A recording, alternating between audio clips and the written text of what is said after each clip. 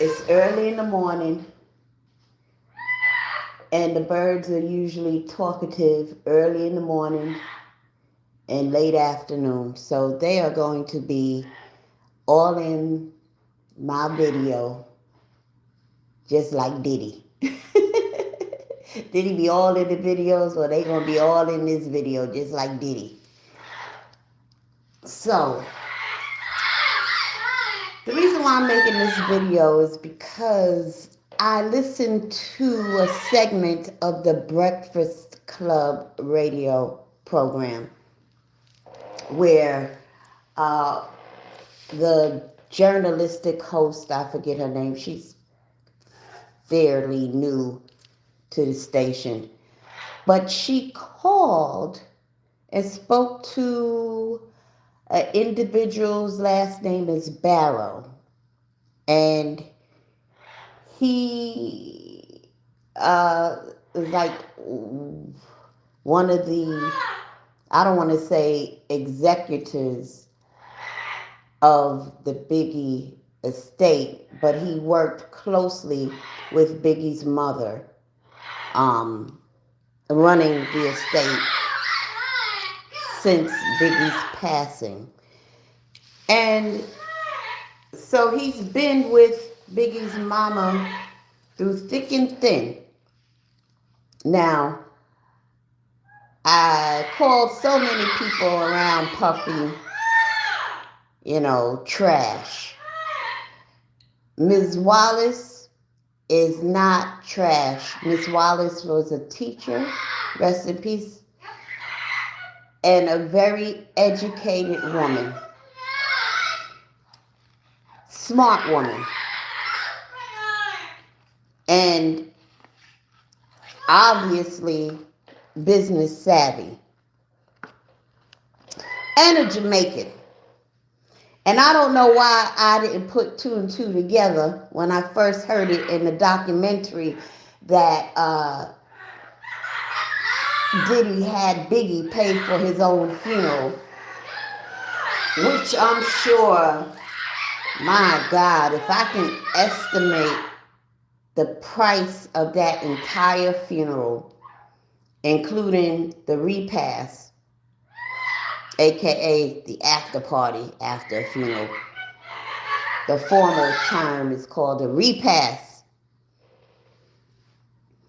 Feeding all those people, traveling from the funeral home to go through Brooklyn, and the amount of police escort needed to do that, and then to take the body to the cemetery, the limousines, the casket, the services.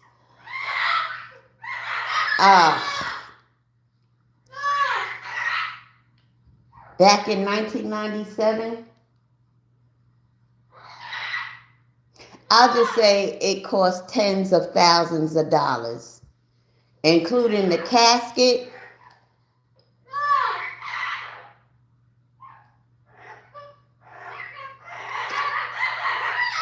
I would say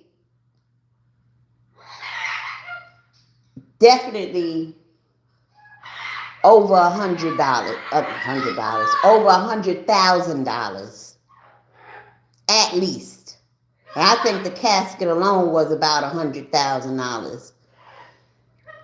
So I don't know. I'll throw a number, maybe 200,000. But then with the police, look, it was a lot of fucking money, okay? I'll just put it at that. All right.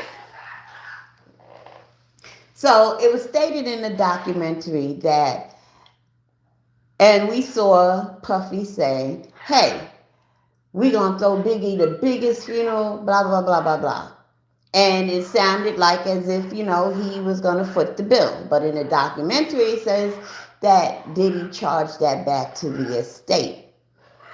Now, the individual, Mr. Barrow, who was working thick and thin with Biggie's mama, running the estate, and who was responsible for a lot of things, including invoices that came into the estate.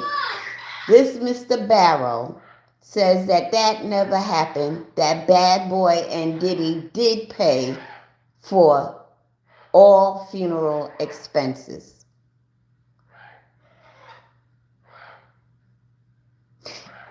And although in the documentary, Keith Burrows is the one that says that Diddy charged it back to Biggie's estate, somebody's lying. Somebody's lying. Either Keith Burrows, the CEO and president of Bad Boy, is lying, or this Mr. Barrow, who worked with Biggie's mama since the conception of Biggie's estate up until she just recently passed. Whether he's still running the estate or has a hand in it, I do not know. But he says that Puffy indeed paid for the funeral. Puffy and Bad Boy. And I believe him. I think, especially Miss Wallace being a Jamaican and black, if Puffy would have did all of that, hundreds of thousands of dollars for this funeral. First of all, Jamaican Miss Wallace, I never met that woman, but growing up in the funeral business and dealing with a lot of variety of different black folks, I know damn well she wouldn't have willingly spent hundreds of thousands of dollars for a funeral. No matter how much money Biggie had. Which apparently they say he didn't really have much. Miss Wallace was able to grow that estate to what it is today. So, if, I'm not going to use the term lying, if they are inaccurate in the documentary about that, what else are they inaccurate about? What other things? I have to ask. Again, Miss Wallace was a business and a financially savvy Jamaican woman. And I can imagine if the funeral expenses were charged back to Biggie's estate, we would have heard about it back in 97. As soon as she got the invoice. So, I'm inclined to believe the estate of the late, great Biggie Smalls. So, if the documentary has been inaccurate about this, or if they just blatantly told a lie, what else are they lying about? Now, as I've had time all last night and this morning to process and ponder things in the documentary,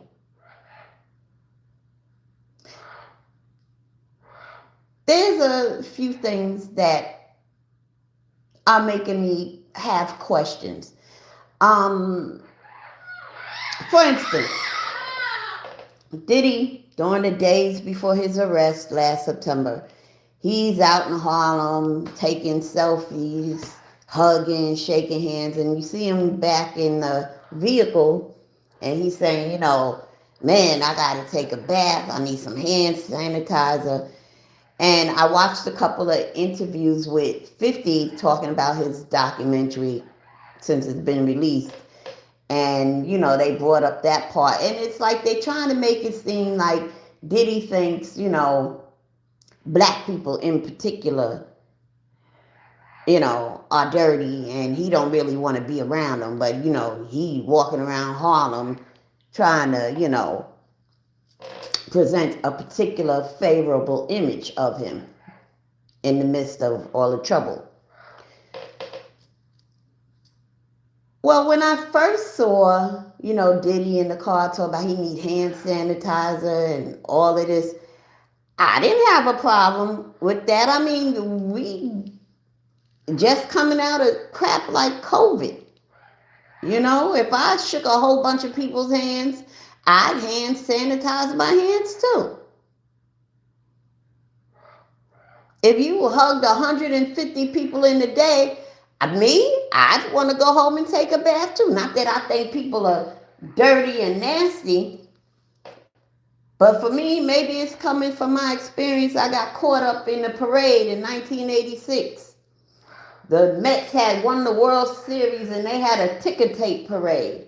And I just happened to walk upon it because I was going to college down there, down Chambers Street, where the parade was. And I got caught in the crowd. I'll never forget. That's why I'll never go to another parade again.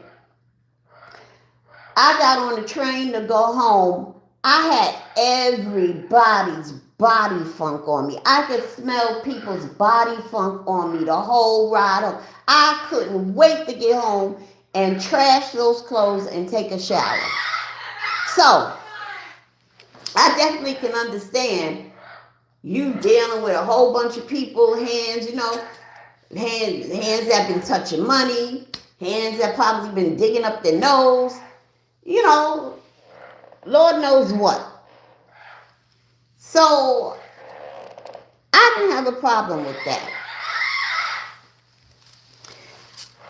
When I took some time to really process the different segments of Little Rod, something just ain't right. It just doesn't sit right with me when it comes to Little Rod. And don't get me wrong, do I still think Diddy is a dirty motherfucker? A mother sucker? Yeah. But I'd like to assign certain things to him when he deserves it. Just trying to be fair. Hey, y'all. Y'all be quiet. So, I understand Little Rod was working on this album, and at some point he had too much invested in it in terms of time and please stop. You know what? We're going to go someplace else because they're just not going to stop. I should have started this in the media room. Y'all are rude. Just rude.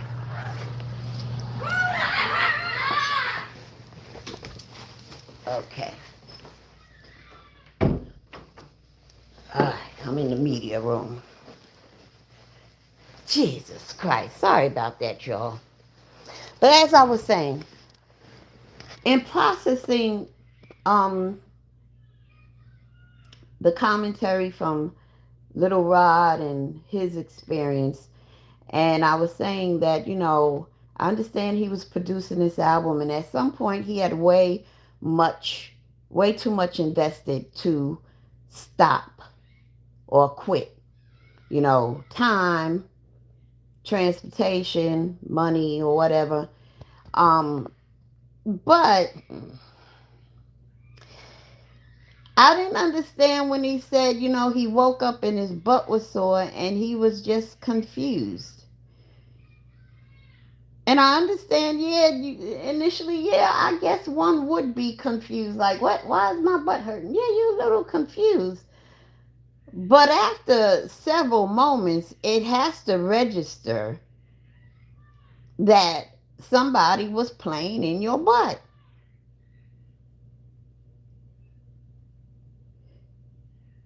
But you keep coming back. And I just get the feeling that, and I could be wrong, that he might have been a willing participant.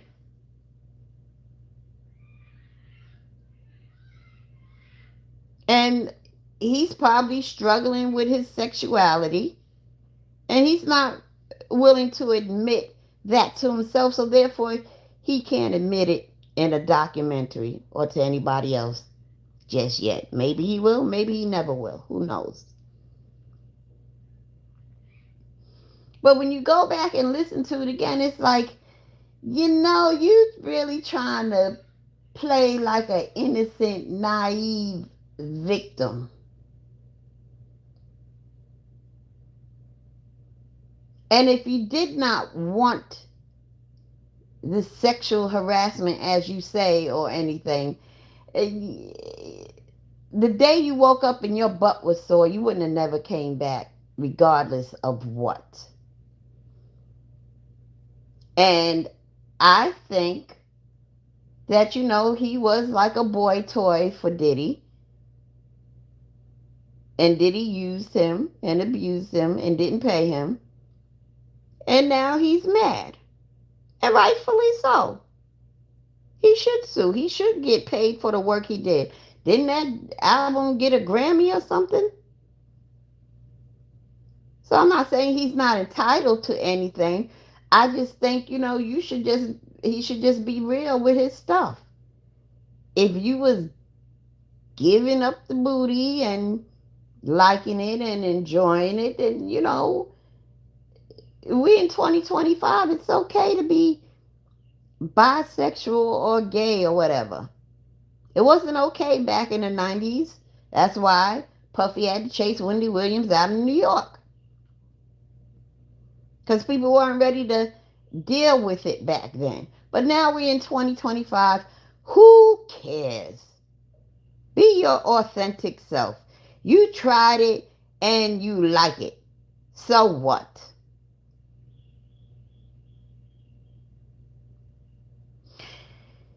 And then getting back to Kirk Burrows, I think he has a vendetta against Puffy.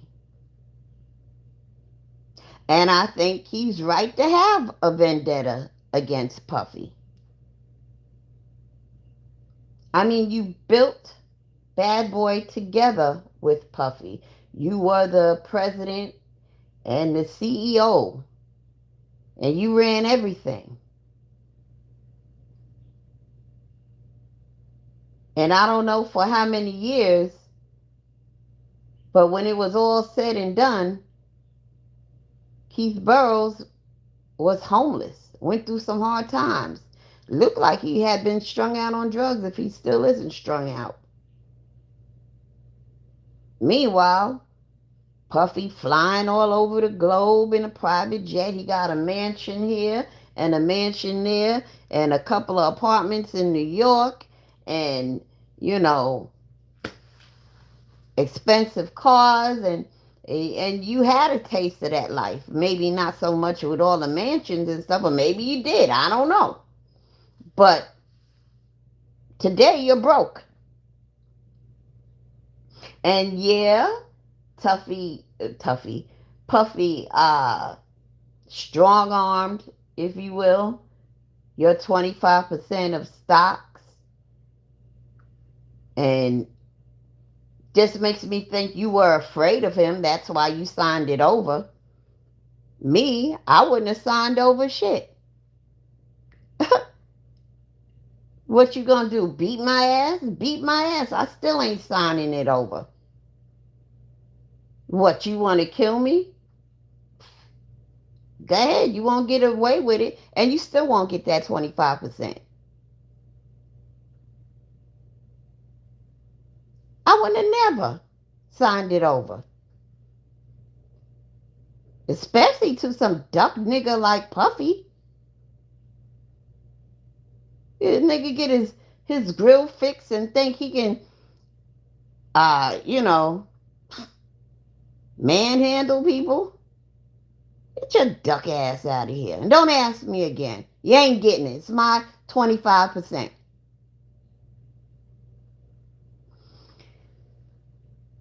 So, yeah, Kirk Burroughs would feel a little salty, to say the least, for decades behind some shit like that. I get it.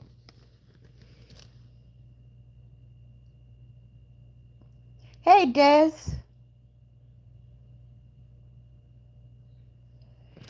Keep going, Des. Keep watching.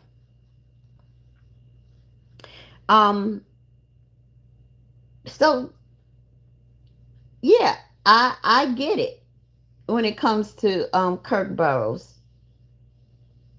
I get it. I get it. If you were the yin to his yang in terms of the conception of Bad Boy, and you were behind the scenes handling all the business, meeting with people, appointments, seeing to it that the money was coming in, meeting with lawyers, getting contracts signed. All of that stuff is a lot of work. And he should have fared out a whole lot better than he did. There's no way he should have ended up homeless. But he did. Is that all Puffy's fault? Yeah, Puffy did some fucked up shit, but you can't blame it all on Puffy for Kirk's downfall and becoming homeless.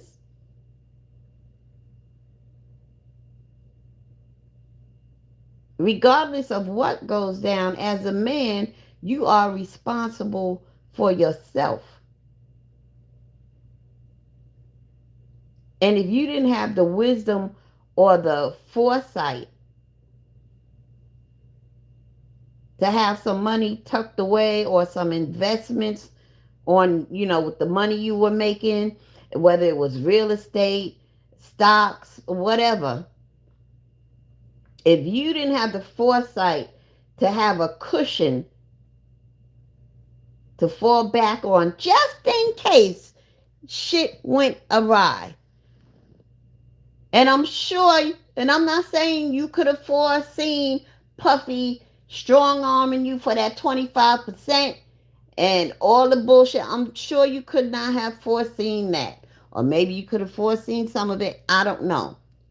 But regardless, it doesn't matter how you may get to homelessness.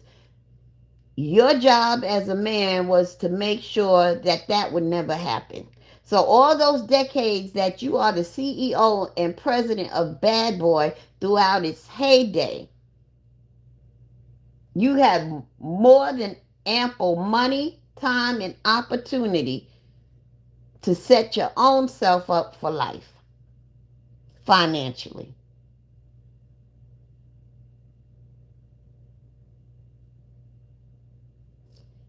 That's all I'm saying.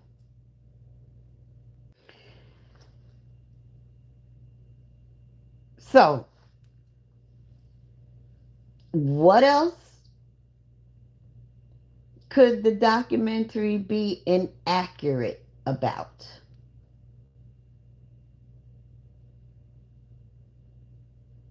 Because my thing is this, when it comes to Biggie and Tupac's murder, it's been talk for all these decades.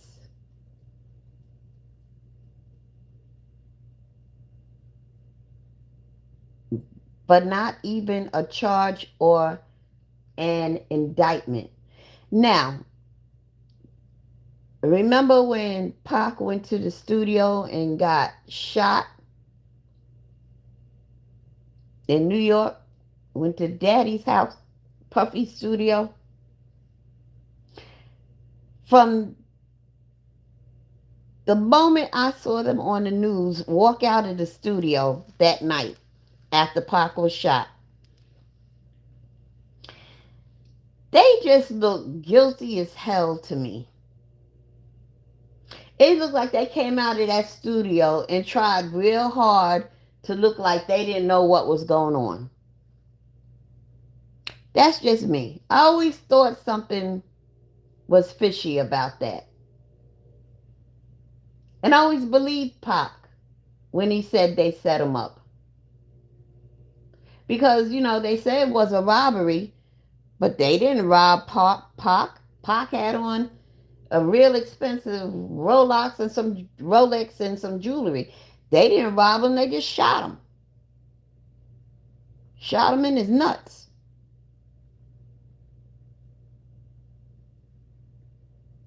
In his hand.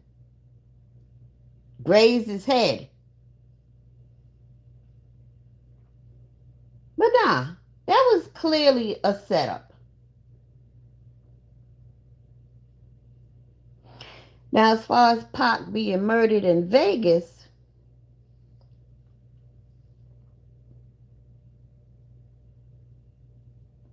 we shall see. Keefe D is in jail.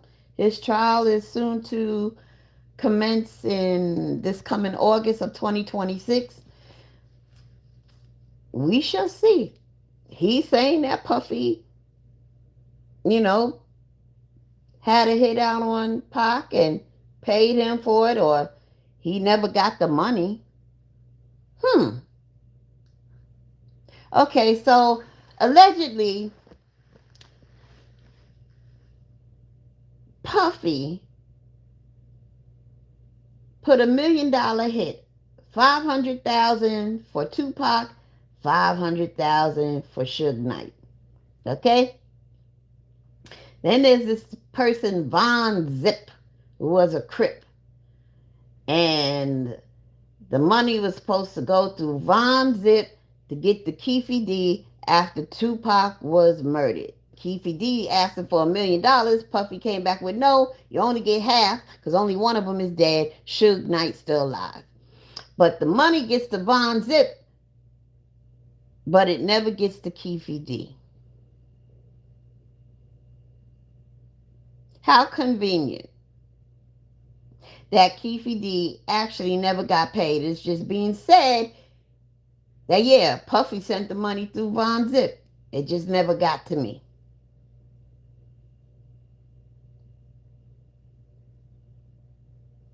Well, why weren't you in Puffy's ass about your $500,000 all these years? That's a questionable story.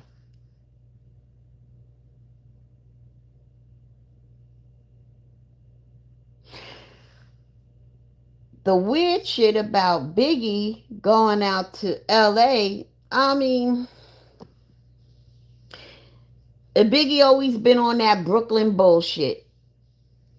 You know, you the biggest, you the baddest, you from Brooklyn, you go anywhere you want to go because you from Brooklyn. And yeah, he would go out to Cali because he from Brooklyn, he was on that Brooklyn bullshit.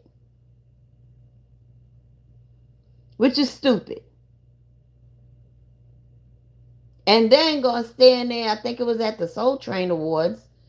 It what, y'all ain't got no respect for Brooklyn, for Biggie. You know, you gonna go in somebody's territory and talk that Brooklyn shit. Come on.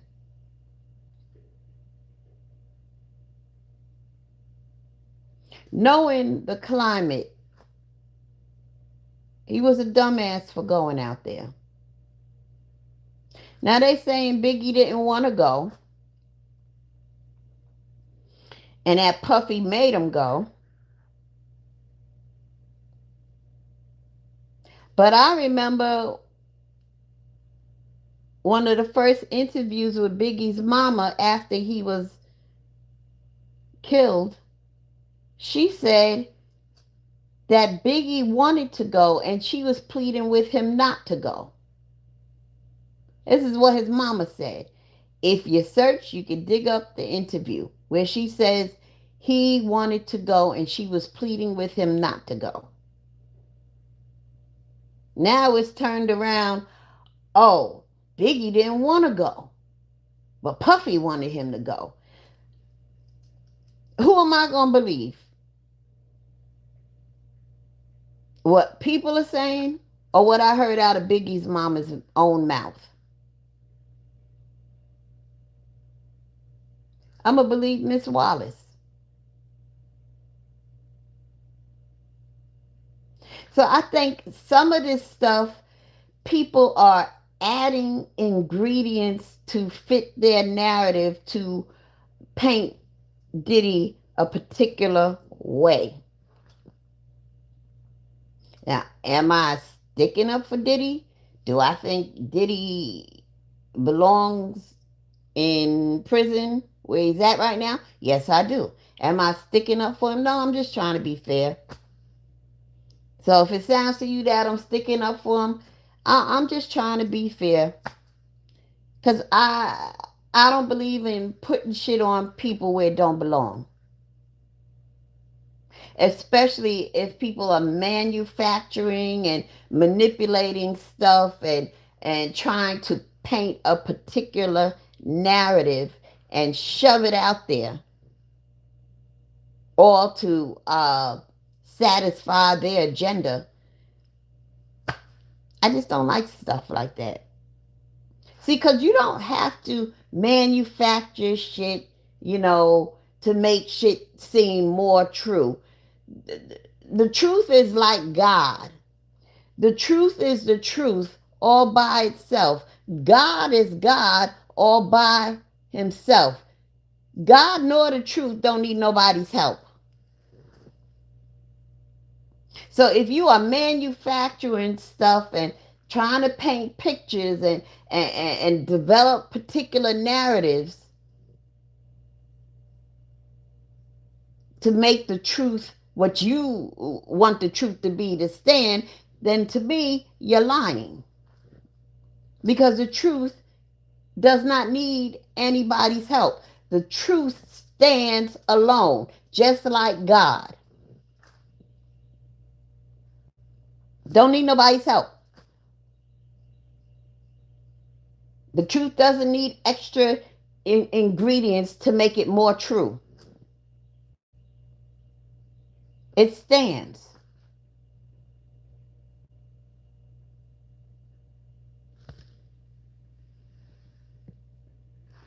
Hey Roseanne, how you doing? Peace to you. So I said all that to say, let's just try and be fair. Let's sift through stuff. And being that we only have the documentary and I just heard from the other side the estate of Biggie Smalls, again, somebody's lying, and I'm more inclined to believe the estate.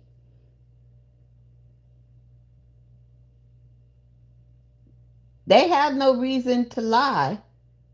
If Puffy indeed did charge back the funeral to Biggie's estate, why would they lie and say no? Puffy paid it all. I don't think Miss Wallace had much respect for Puffy over the past several years or even a couple of decades.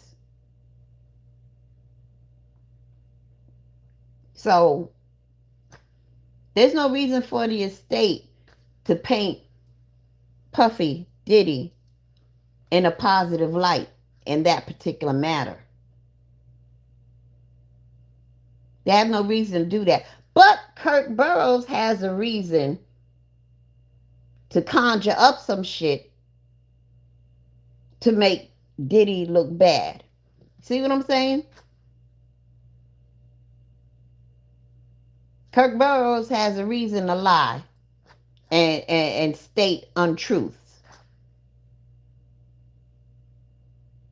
Biggie's estate, maybe they have a reason to lie and state untruths, but not in this particular situation of they got invoice for Biggie's funeral. There's no reason to lie about that. For what?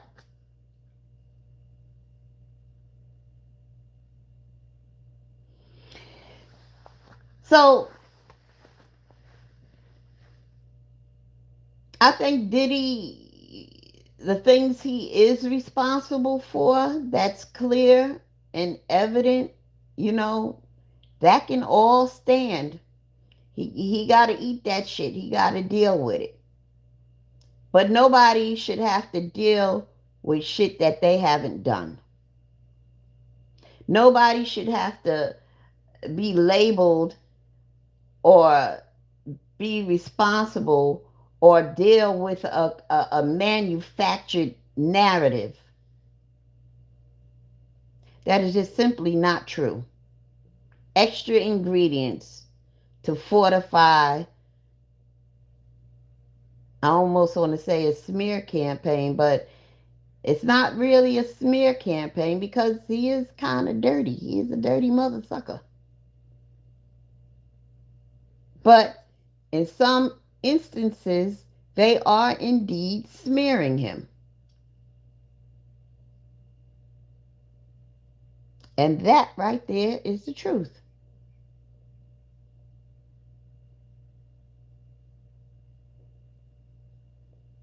And I'm definitely against smear campaigns.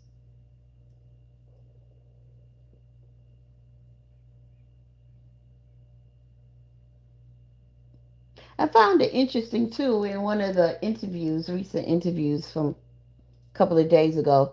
50 Cent even hired Diddy's sons for certain projects and movies and stuff. He's hired Quincy and he's hired Justin.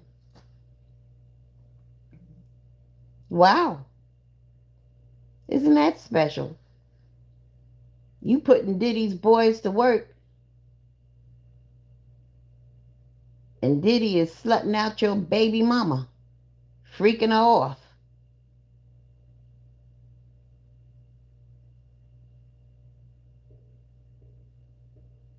Yeah, see, there's some undeniable shit about Diddy that's real fucking dirty.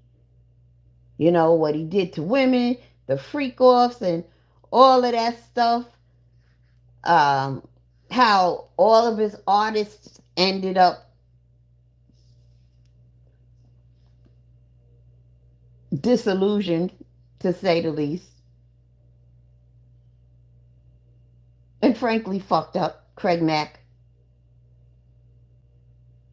who was the other one that just died of cancer a few years ago. All of them. Come on, y'all know the record.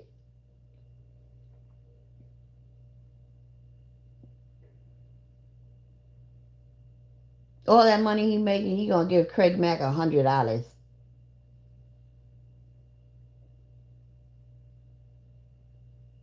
Hmm.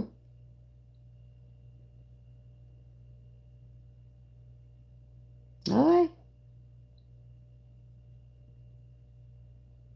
Poor Craig Mack. Had Craig Mack run down south and join a cult.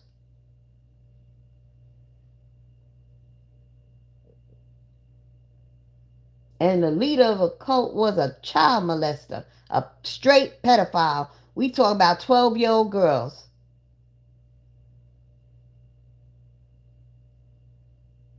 A white fire and brimstone so-called Pentecostal preacher.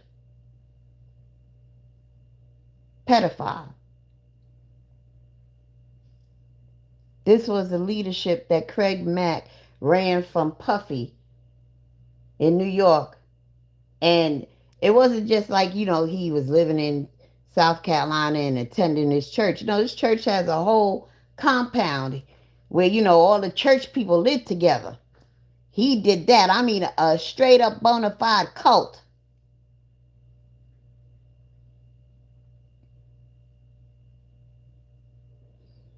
These people got away from Diddy like they seen the devil. And if the devil is the devil, you ain't got to lie on the devil. The devil can stand alone all by itself just being the devil. Don't need to help the devil be a devil. You don't need to help the truth to be the truth. All right, that's enough of my rant for this morning. I will be back reading Up from Slavery. That'll probably be late tonight.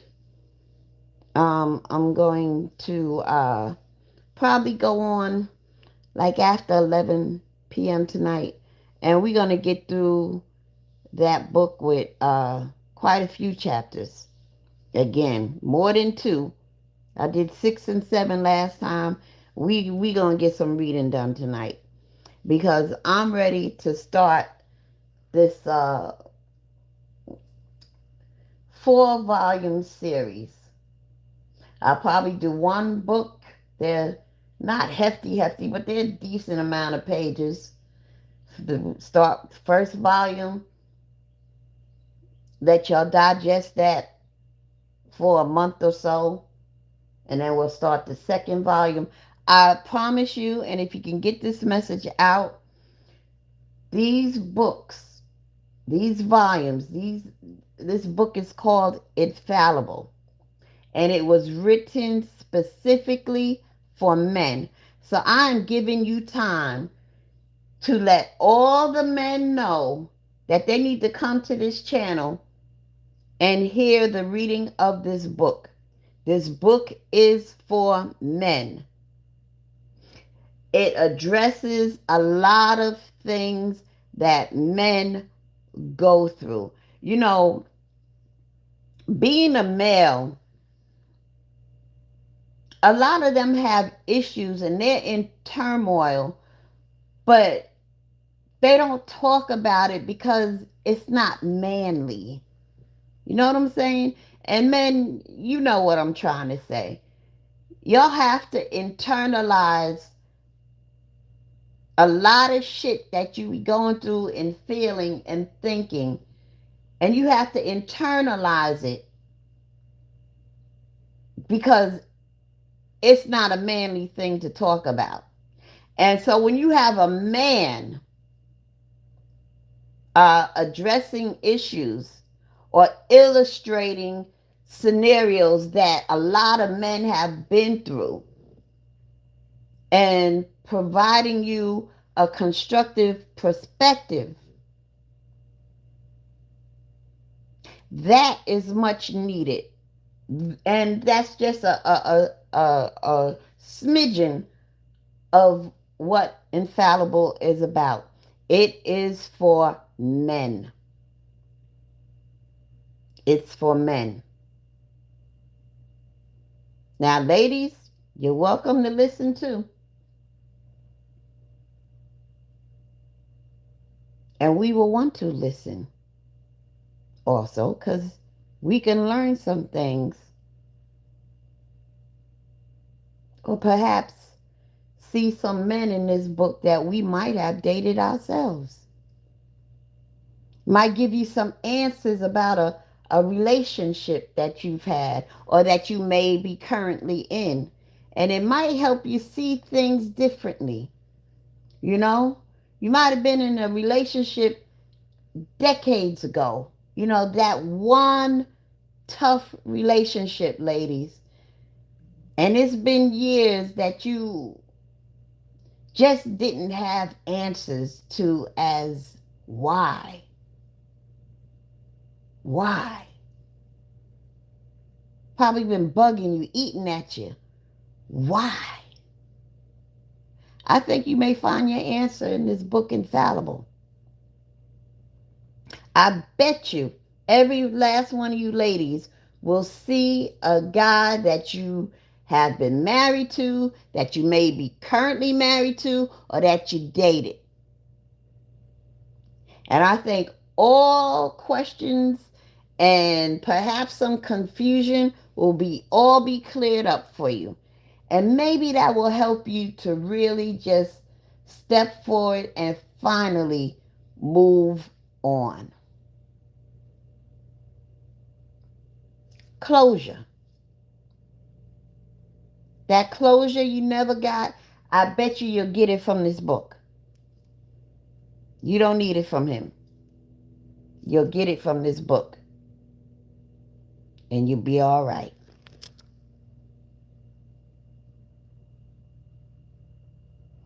All right, Des says never miss the opportunity to see things in a different lens. Yes, ma'am. All right, I'm out of here. Peace. Infallible. Keep it in mind, coming right after we finish Up from Slavery. And I have a music playlist ready to go. I kind of really don't want to play music, but I guess I will. Fuck it. I think it will be enhanced because it's really a true story, true scenarios that happen, and I just want to incorporate the music of the time that these things happened in the book. So it's going to be some good music, and it's definitely going to provoke a lot of thought and definitely a lot of conversation if you choose to come in the comment section. And if you have questions, guess what? I can get the author of Infallible to come on and answer your questions and have some dialogue with him. And I'm sure that's going to happen. I'm sure people are going to have questions, and he will be more than welcome to even answer your questions in the comment sections. So I'm excited about it. I'm promoting it now. Get all your male friends. If you got a girlfriend who's just hung up on this one guy, just can't move on, she's stuck since the relationship terminated, have her listen to this book because we want people free and healed and able to move on. And this book, Infallible, should do just that for you. All right. Thank you. Peace, and I'll see you soon.